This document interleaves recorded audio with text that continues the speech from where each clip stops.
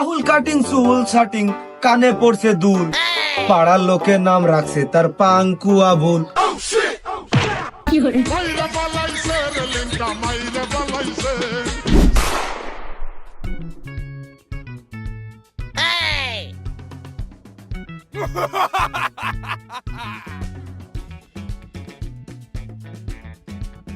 আসসালামু আলাইকুম স্যার, ভালো আছেন স্যার?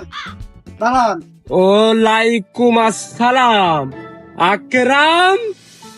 অনেক দিন তোর দেখি নে, এখন কোথায় বসিস? স্যার ওই যে আপনি গত বছর হলে কি বিদায় অনুষ্ঠানটা ছেড়ে দিলেন না, এখন আমি ওই যে কলেজ পড়ুয়া ছাত্র হয়েছি। ও তাই তো আকরাম, তুই তো এখন কলেজে উঠে পড়িছিস। তা কলেজ লাইফ কেরম কাটাচ্ছিস? ও হয় না স্যার, আসলে আপনার মতো করে ওই পালে কেউ পড়াতে পারে না স্যার। এই বহুত দেখেছি স্যার এ পর্যন্ত। ওই কলেজের স্যাররা আপনার মতো তো জ্ঞানী না স্যার, আসলে হয় না, কোনো কায়দাই হয় না। আসলে আকরাম, তোরা একটু বেশি আমার ভালো বলিস। তোরা জানিস না, ছোট কালতে আমি একটু লজ্জাশীরে লোক, সবসময় আমার ভালোই বলিস তোরা। কি যে কোন স্যার, আমি আপনার কাছে 2 মাস পড়লাম না, 2 মাসে আপনার আমি চিনে ফেলেছি না। আমি বলিলাম না ওই বেজের মুডি তুই একটা ভালো ছেলে, তার প্রমাণ আমি এখন পাচ্ছি। আপনি ওই 2 মাসে যে শিক্ষামাত দিয়েছেন স্যার, তাও কোনো ডিপার্টমেন্টে ও শিক্ষামাত দিতে পারবে না স্যার।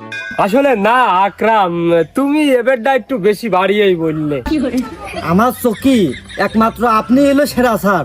হবো না, আমি ওই যুগই মেলা পড়াশুনো করেছি, হেরিকেন ধরিয়ে আমি পড়তে গেছি। ওই যুগের মেট্রিক পাস আর এই যুগের এমএ পাস সমান। হয় স্যার, আপনি খুব একজন ট্যালেন্টেড শিক্ষক, আপনার আরো উচ্চ লেভেলে যাওয়া উচিত ছিল। আসলে আকরাম, তুমি ঠিকই বলেছো। আমারও ইচ্ছা ছিল যে আমি বড় বড় বিশ্ববিদ্যালয়ে যে শিক্ষকতা করব, কিন্তু গ্রামের মানুষ আমার খুব ভালোবাসে। তারা চায় না যে আমার মতো একটা শিক্ষিত মানুষ অন্য জায়গায় চলে যাক। তাগার মুখের দিকে তাকিয়ে আমি আর যেতে পারলাম না।